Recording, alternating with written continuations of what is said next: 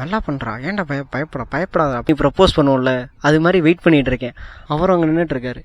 வராரு கொடுப்போம்.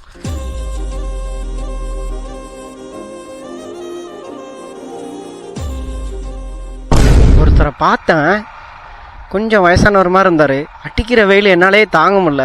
அவர் எப்படி நிற்கிறாருன்னு தெரில. அவருக்கு ஏதாவது ஃபுட்டு வாங்கி கொடுக்கலான்னு நினைக்கிறேன். எனக்கு என்ன தோணுச்சுன்னா, நீ இந்த உதவி பண்ணலாம். ஏன்னா நீ வேலை இல்லாமல் சும்மா தானே இருக்க, காசும் ஒரு 70 ரூபா வச்சுருக்க.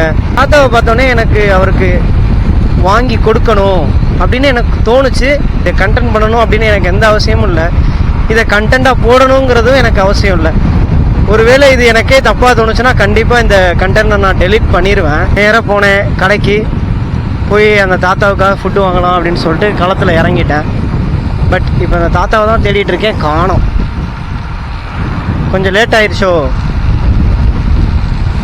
இந்த வெயிலுக்குள்ள அவர் எங்கே நடந்து போனாருன்னே தெரியலையே. இதான் போயிட்டு இருக்காரு. அவர் ஆல்ரெடி ஃபுட்டு வச்சிருக்காரு போலே. அவருக்கு கொடுக்கலாமா?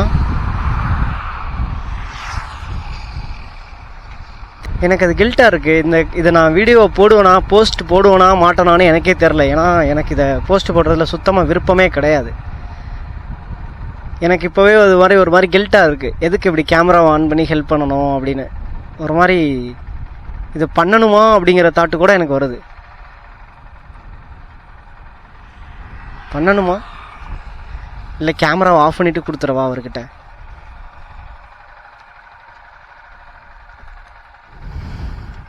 ஒரே கஷ்ட காலமப்பா. ஏன் எனக்கு இப்படி நடக்குது? உதவி பண்ணணும்னு நினச்சேன், ஆனால் இதை கேமராவை ஆன் பண்ணி உதவி பண்ணணுங்கும் போது எனக்கு ஒரு கில்ட் ஃபீல் இருக்குது. வெயில் செம்மையாக அடிக்குதானா, சத்தியமாக செம்ம வெயில். இந்த வெயிலில் எப்படி அவர் குப்பையை புறக்கிட்டு அப்படி போயிட்டுருக்காரு அப்படிங்கிறது எனக்கு சத்தியமாக தெரியல. அவரை பாருங்களேன், நான் வந்துட்டுருக்காரு பாருங்கள், அவரை தான் சொல்கிறேன். ஆனால் இதை அவருக்கு செய்யணுமா அப்படிங்கிறது. சரி, நான் அவருக்கு செஞ்சேன்னா இதை போஸ்ட்டு போடுறதுக்கு எனக்கு அப்போக்கின்னு மனசு இருந்ததுன்னா கண்டிப்பாக நான் இதை போஸ்ட்டு போடுறேன். யாரும் என்னை தப்பாக நினச்சிக்காதீங்க, எனக்கே கில்ட்டாக தான் இருக்குது இந்த மாதிரி ஒரு உதவி செஞ்சு அதை போஸ்ட்டு போடுறது. நீங்கள் யாராவது இது தப்பாக இருக்குது ப்ரோ டெலீட் பண்ணுங்கன்னு சொன்னீங்கன்னா அடுத்த செகண்டே அந்த கமெண்ட்டை பார்த்துட்டு அந்த வீடியோ நான் டெலீட் பண்ணுறேன், இந்த வீடியோவை. ஓகே, ஆல் த பெஸ்ட் ஸ்வா, நல்லா பண்ணு.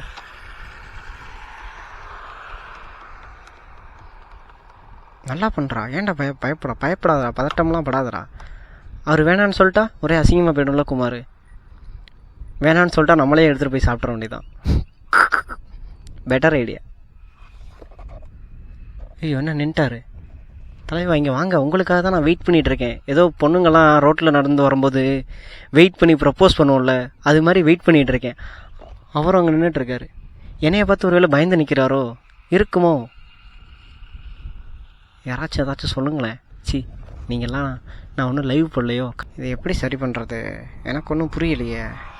நீ பார்த்தீங்களா, சாப்பாடு வாங்கியிருக்கேன், இந்த அதுக்கு குழம்பு, அவருக்கு தண்ணியும் வாங்கிட்டேன் கூலிங்காக, அவர் சாப்பிடட்டும் அப்படின்னு சொல்லி.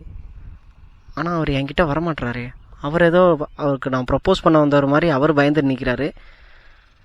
நான் அவர்கிட்ட எப்படா போய் கொடுக்குறதுன்னு தெரியாமல் நானும் பயந்து நிற்கிறேன்.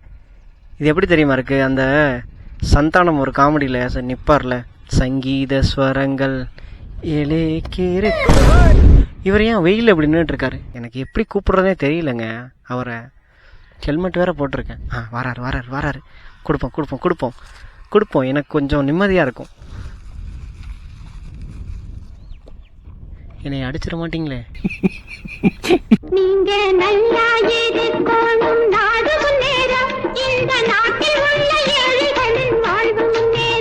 ஓகே, இப்போதான் கொஞ்சம் நிம்மதியாக இருக்குது, சாட்டிஸ்ஃபைடாக இருக்குது. அவர் எதுவுமே சொல்லலை, அப்படியே வாங்கிட்டு அப்படியே போயிட்டார். அவருக்கு தண்ணியும் இருக்குது, சாப்பாடும் இருக்குது. S, jolly. சோபா இப்போதாங்க நிம்மதியாக இருக்குது.